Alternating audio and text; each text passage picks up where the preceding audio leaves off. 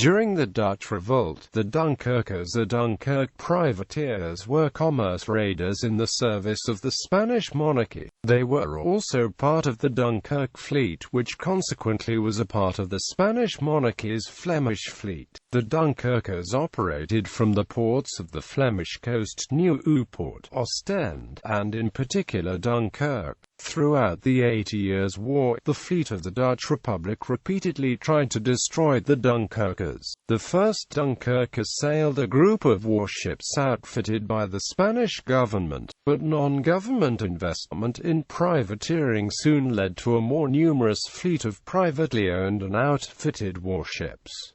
Origins and function. Dunkirk was in the hands of the Dutch rebels from 1577 until 1583, when Alexander Farnese, Duke of Parma, re-established the sovereignty of his uncle Philip II of Spain as Count of Flanders. Dunkirk was, at the time, an important, strategically positioned port with its approaches shielded by sandbanks. In 1583, Parma assembled a small royal squadron of warships to destroy Dutch naval trade and fisheries. However, it did not take long before the Habsburg authorities in the Low Countries began issuing letters of marque, and privately owned warships filled the ranks of the Dunkirkers. These privately owned warships were known in Dutch as the particularen, to distinguish them from the royal warships that were also part of the fleet.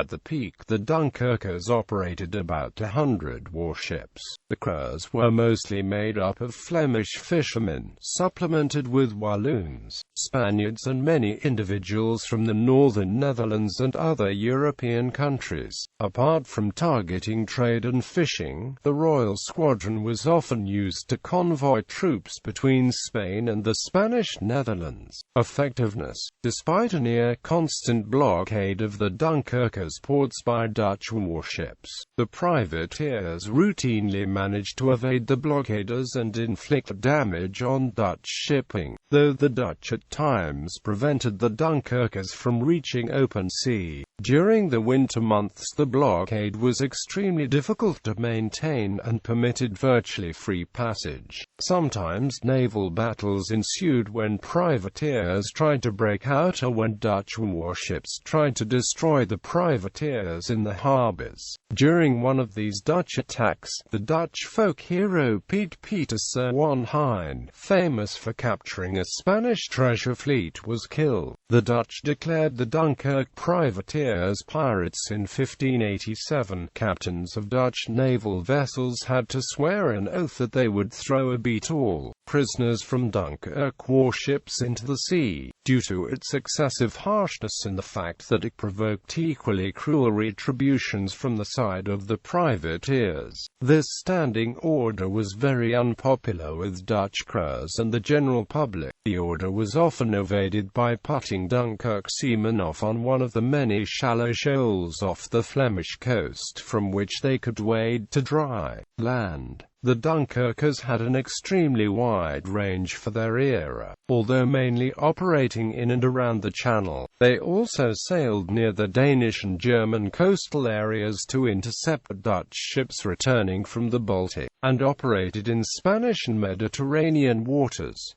They cooperated closely with the Spanish Navy, for instance, in the Battle of the Downs. This combined effort reached a peak of effectiveness during the time the 80 Years' War merged with the 30 Years' War. To evade the Dutch Navy, the Dunkirk Admiralty had a special type of small and very maneuverable warship constructed, the frigate. Frigate-like ship types were soon adopted by many professional navies and still have the modern-day counterparts. In 1600, the Dutch sent an army to conquer the city of Dunkirk and stop the privateering once and for all. The Dutch invasion force clashed with the Spanish army, and although the Dutch won the resulting Battle of Nieuwpoort, the Dutch commander, Stadtholder Moritz of Nassau, realized his lines were dangerously overstretched and so turned back to the Republic. The Flemish fleet continued to be a especially damaging to the herring fisheries of Holland and Zeeland, almost completely wiping out the sector on several occasions. However, Dutch merchantmen proved far more valuable targets, sometimes vessels on the way back from Russia or as far as the Indies were captured, along with the valuable cargoes. After 1621, when the 12 years' truce ended, the Dunkirkers captured on average 229 merchantmen and fishing vessels per year from the Dutch. During this period they took about 60 English vessels each year, as neutral shipping carrying munitions and victuals to the enemy were also considered good prize. This was one of the major concerns of Charles I of England's diplomatic representative in Brussels, Sir Balthasar Gerber, who eventually managed to have tobacco taken off the list of victuals.